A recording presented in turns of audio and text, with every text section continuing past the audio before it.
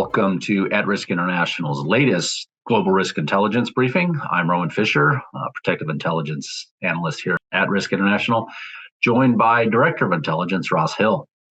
Getting started for you today, the recent mass shootings in Alabama, Kentucky, and Tennessee are raising new concerns regarding the threat of these deadly crimes.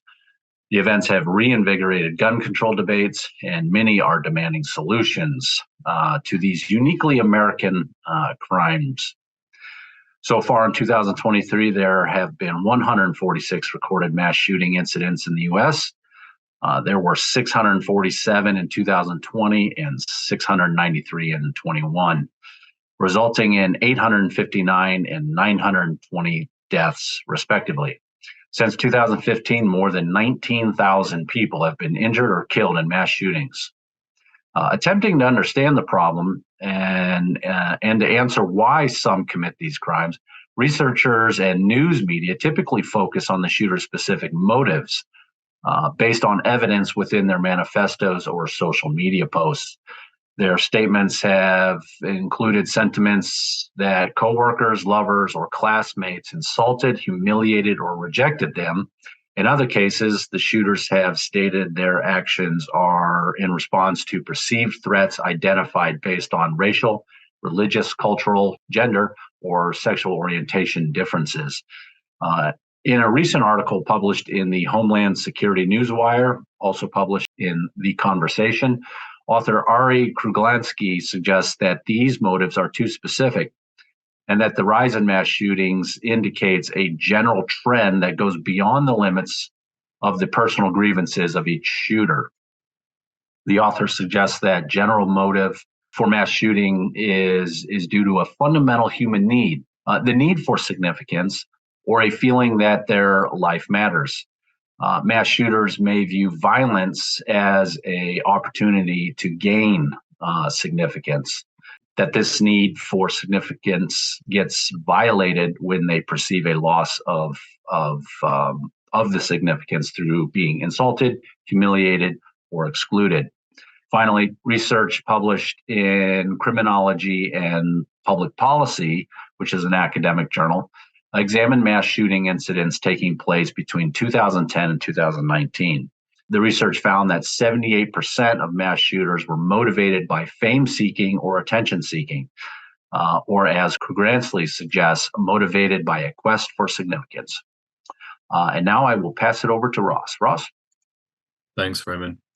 So next up for you, Poland and Hungary over the weekend announced bans on some imports from Ukraine, most significantly including grain. Slovakia also said today that it would do the same, and some other countries in Central and Eastern Europe, such as Bulgaria, also considering similar action.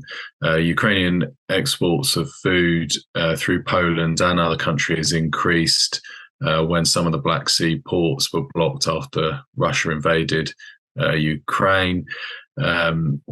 As those exports were shifted through those countries, it did help reduce food prices, but large quantities of Ukrainian grain, which is actually cheaper to produce than grain in the European Union, ended up kind of sticking around in some of those countries, had some logistical bottlenecks that resulted in that, and local farmers saying that this has lowered prices for them and reduced their sales. The EU is warning Hungary and Poland against the unilateral trade action that it's taken, and there's some negotiations ongoing between Poland and Ukraine to kind of restart the imports and the transportation of Ukrainian food goods through Poland. Separately, a deal to allow the safe passage of Ukrainian exports from Black Sea ports did roll over for another 60 days, but this is probably likely to run for about another 120 days at least. Russia had made some pretty hefty demands for carrying on with the agreement and did threaten to walk away from it, but didn't in the end.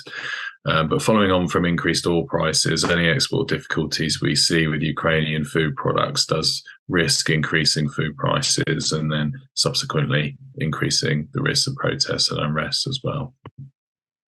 And then finally for today, French President Emmanuel Macron signed controversial pension reforms into law on Saturday after those changes were approved by France's highest constitutional court.